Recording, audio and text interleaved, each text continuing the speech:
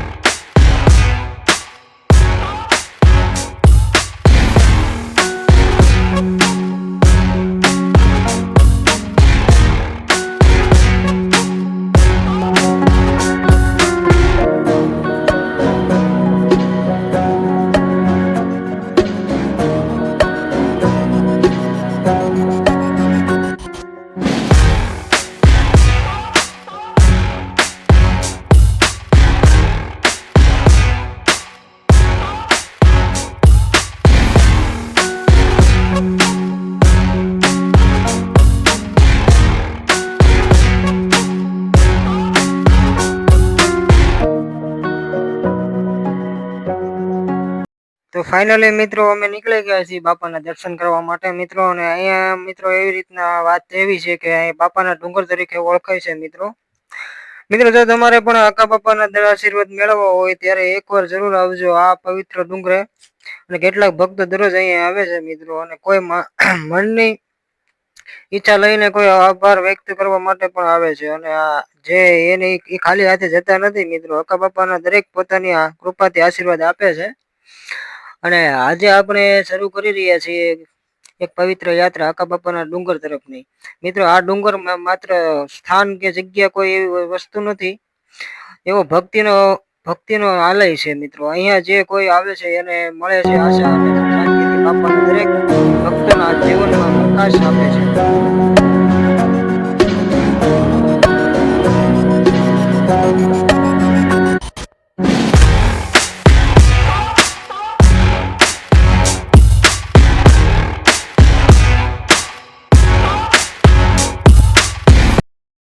તો ફાઇનલી મિત્રો આપણે બાપાના ડુંગરે પહોંચી ગયા છીએ. તમે જોઈ શકો છો બોર્ડ મારેલું છે સામે જો.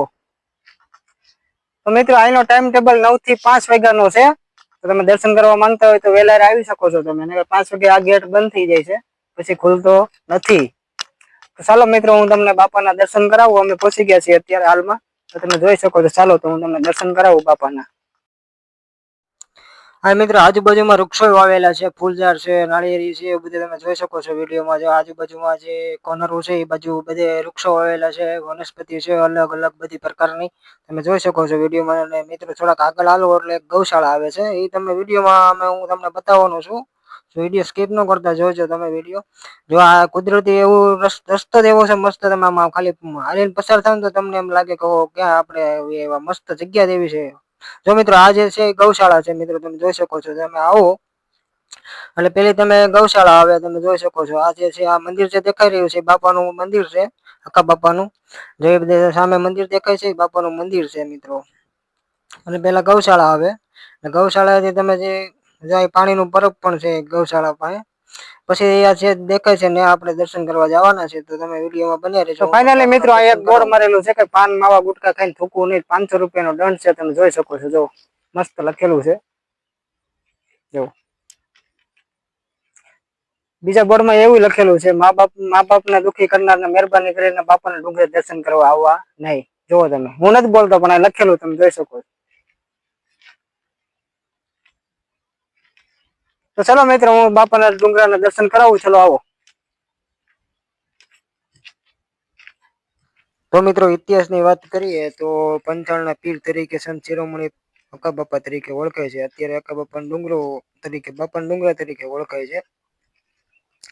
પણ ઇતિહાસમાં જોવા જઈએ તો સંત શિરોમણી એટલે એમ કહેવાય પંચાળના પીર તરીકે ઓળખાય છે. અને બાપાનો જન્મ એમ કહેવાય ઈસવીસન 1828 પોષ વદી પટલીલાના એકાદશીના દિવસે મોરબીના ટંકારા પાસે એક નાના એવા ગામમાં વણિક કુટુંબમાં થયો હતો. તેમનું મૂળ નામ એમ કહેવાય કે હકમાં લાટકી તરીકે જ પૂંજાતા હતા મિત્રો. અને બાપાને અક્કા બાપાને સંભાળવાની બધી જવાબદારી આવી, પણ સંસારની બધી બાપાએ મોહ માયા મૂકીને શિવારાધનામાં મગ્ન થઈ ગયા. અને એમ કહેવાય કે અક્કા બાપાની ઉંમર 17-18 વર્ષની ઉંમરમાં જ ઠગનાથ મહાદેવનો સાક્ષાત્કાર થયો. અને મહાદેવ પાસેથી ગુરુ ઉપદેશ લીધો અને ધારણ કરી તેઓ તેમના શિષ્ય બન્યા. તો મિત્રો જો તમારે પણ અક્કા બાપાના આશીર્વાદ મેળવવો હોય તો એકવાર જરૂર આવજો આ પવિત્ર ડુંગરે. તો મિત્રો આ બાપાનું મંદિર છે, તમે જોઈ શકો છો. તમે પણ દર્શન કરી લ્યો. જો આ બાપા છે, અક્કા બાપા છે, આ તમે જોઈ લો. હવે તમને હું નીચે લઈ જાઉં મિત્રો. જો આ નીચે જે છે એમ દેખાય છે ને જે છબી, એ જે અક્કા બાપા છે ને માતુશ્રી છે, તમે જોઈ શકો છો. હજી તમને ઠગનાથ મહાદેવની લિંક હું દેખાડવાનો છું. એનું મંદિર છે મિત્રો બાજુમાં. અમે ન્યાય પણ દર્શન કરવા જવાની છે. તો વિડીયો કટ ન કરતા બન્યા રહેજો. હમણાં તમને ચાલુ લઈ જાઉં દર્શન કરવા. તો ફાઇનલી મિત્રો આપણે દર્શન કરી લીધા છે બાપાના. બાપાના ડુંગરા તરીકે ઓળખાય છે, પણ અહીંયા જે સંત હતા એનું સાચું નામ સંત શિરોમણી અક્કા બાપાના ડુંગરા તરીકે ઓળખાય છે. આ ઇતિહાસ એનો લખેલો છે મિત્રો, તમે જોઈ શકો છો. બોર્ડ મારેલું છે જો. તો ફાઇનલી મિત્રો હવે અમે તમને મહાદેવના દર્શન કરાવવાના છીએ. તો બન્યા રહેજો બ્લોગમાં. ચાલો તો તમે મહાદેવના દર્શન કરાવો. એક બાજુમાં આવેલું મહાદેવનું મંદિર છે નાનું અમથું. ચાલો.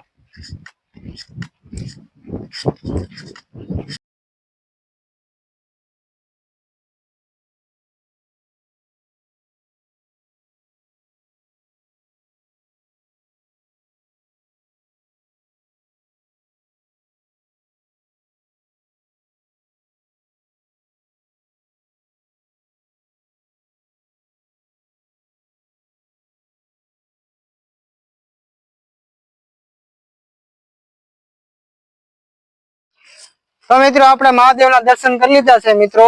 આ એક બળદ ગાડું છે જૂનું વાણી, તમને ચાલો બતાવું. આવી જાઓ. જો પ્રાચીન સમયનું જો મિત્રો બળદ ગાડું જો જોઈ શકો છો તમે. એવી પેલા રામાયણમાં મહાભારતમાં આવા ગાડા આવતા જોવો તમે. કાંઈ ઘટે એકડો એકડો જૂનું વાણી.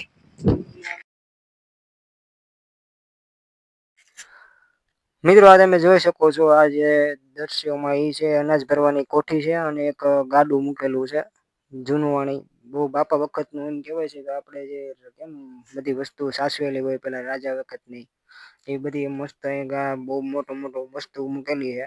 2-3 વસ્તુ છે મિત્રો, એ તમને વિડીયોમાં બતાવવામાં આવે છે. અત્યારે તમે જોઈ શકો છો આ છે અનાજ ભરવાની કોઠી છે, પછી બાજુમાં ગાડું છે. 2-3 વસ્તુ મૂકેલી છે મિત્રો. જો તમે આવતા હોય તો ફેમિલી સાથે ફરવા આવો તો બહુ મસ્ત જગ્યા છે. એનું વાતાવરણ બહુ મસ્ત છે. બાપાને એમ કહેવાય કે તમે અહીંયા અંદર ગેટની અંદર પ્રવેશ થાવ ને તો તમને એમ થાય દિલમાં ધાધક થાય કે નહીં આપણે યાર જગ્યાએ શાંતિ વાળું વાતાવરણ ઉપર આપણે આવીએ તો તમને એવું આમ ફીલ જ અલગ થાય મિત્રો કે અહીંયા આપણે મિત્રો પ્રાચીન સમયની તમને ઘંટી દેખાડું, ચલો આવો. જો આ પ્રાચીન સમયની ઘંટી છે. પેલાના ગઢિયા છે ને મિત્રો આમાં દળતા હતા. આમાં દળીને અત્યારે બિચારા વૈયા ગયા. અને હવે તો ઘંટી આવી ગઈ, પેલા ઘંટીઓ નથી મિત્રો. પેલા જો આમાં દળતા 5 વાગ્યાના વહેલા ઉઠીને સીધા ચાલુ કરતા હતા. આ તો નાનું છે, મોટો ઘંટલો છે એ હું તમને હમણાં બતાવું. બને રહેજો બ્લોગ. હેલો મિત્રો, બ્લોગ અહીંયા પૂરો થાય છે. કેવો બ્લોગ લાગ્યો અમારો? તો સારો લાગ્યો હોય તો લાઈક કરજો, કોમેન્ટ કરજો, શેર કરજો અને સબસ્ક્રાઇબ કરવાનું ભૂલતા નહીં. હવે મળશું એક આવતા નવા બ્લોગમાં. હર હર મહાદેવ.